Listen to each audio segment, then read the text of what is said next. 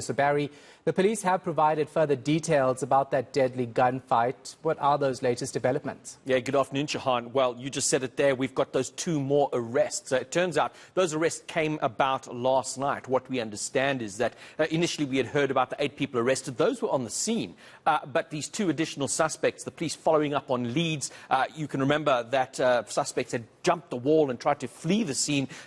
Several of them killed in neighbouring properties. These 2 others had managed to get away, but hot on the heels were the members of the specialised CIT task team, and they managed to locate them somewhere in the vicinity, having fled from there. We also understand that these suspects are under police guard in a hospital, so that suggests that they were wounded during the gunfight yesterday. The police's Atlenda Mate has put out a statement confirming these details and additional information. Take a listen. Various policing disciplines worked tirelessly throughout the night, where they had cornered the heavily armed suspects.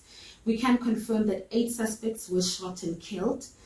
2 more suspects were arrested last night, which brings the total number of suspects arrested in this case to 10. We can also confirm that 10 high-performance vehicles were seized.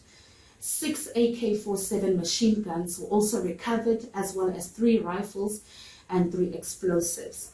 While a manhunt is still underway to apprehend the remaining suspects, a call is being made for these particular suspects to hand themselves over to their nearest police station.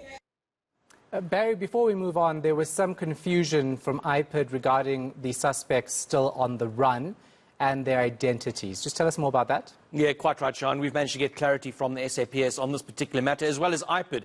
Earlier it was said that it was suspected that 2 of the 7 on the run were members of the SAPS. This has not been confirmed, so let me just be clear.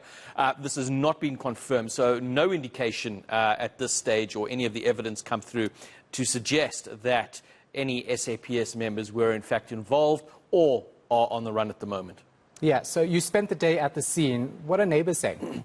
Well, you know, shock. I think people are still in shock, Shahan, you know, speaking to various people. I mean, the scene itself is quite in a large area. It starts at the one house, it goes around a corner. So there were many people still out today and just walking around having a chat, people describing what they saw.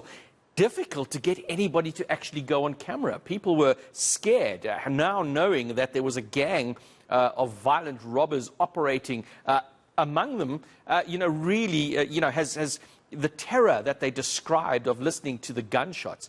But the other weird thing, Shahan, the house where the shooting took place, I was out there earlier, you can see the white wall pockmarked full of bullet holes. It's turned into a bit of a tourist attraction. I mean, this is, I suppose, typical South Africans would head out there to go and have a look at what they'd heard about on the news. And if you lived in the area, you would have heard those gunshots from several kilometers away. And, of course, the helicopter that was flying overhead. So a bit of a weird scene out there. But I did manage to speak to 2 people. And I was speaking to them about what they first heard and saw yesterday. But then on another, what he knew about the individuals who were staying there, which elicited quite an interesting response. Please take a listen.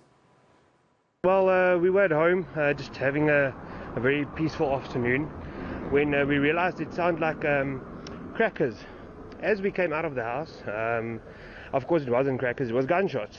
It was quite bad. There was police helicopters in the air, and the police helicopter started shooting downwards, whereas the suspects started shooting back. It was like right above our house when they were starting shooting back to the police helicopter, and the police helicopter immediately turned around and fled the scene. By that time, it was like a war zone. It was, I can't even explain to you like the fear that goes through you, hearing bullets flying over your house. They're good neighbors, actually. They're good people. Well, that's what we thought. They live right on the other side of the corner here. We thought they were good people, but we guess they were not. What made you think they were good people? Because we hardly see them. They're always indoors or wherever doing their business. Yeah, definitely oblivious to what was happening right next door. But when you hear gunshots, you have to basically go into a different mode. So let's talk about this, because the police minister and then the commissioner in Gauteng were boasting about a special task team last night that actually managed to track down this gang. What do we know about it? Yeah, in the statement issued later this afternoon, we've had a bit more detail about this CIT task team that has been put together. They're made up of members from various units within the SAPS. We're talking about the Crime Intelligence, the Hawks. We've got members of the Flying Squad, the Highway Patrol, as well as members outside the SAPS, the EMPD, as well as the JMPD. So they've been working together. They've been pooled together to specifically focus on cash-in-transit heists. We know that these suspects, according to the police, they were planning to execute a cash-in-transit heist yesterday afternoon, but they met at the safe house where they were interrupted by the police. So, this is the kind of operations that they've been taking on. The police say they've made over 200 arrests of some of the most violent criminals that we see in our country since the establishment of this unit, and getting the assurance from the authorities that they'll continue to work hard to tackle more of these organized crime syndicates. All right, we're going to leave it right there. Our senior reporter, Barry Bateman.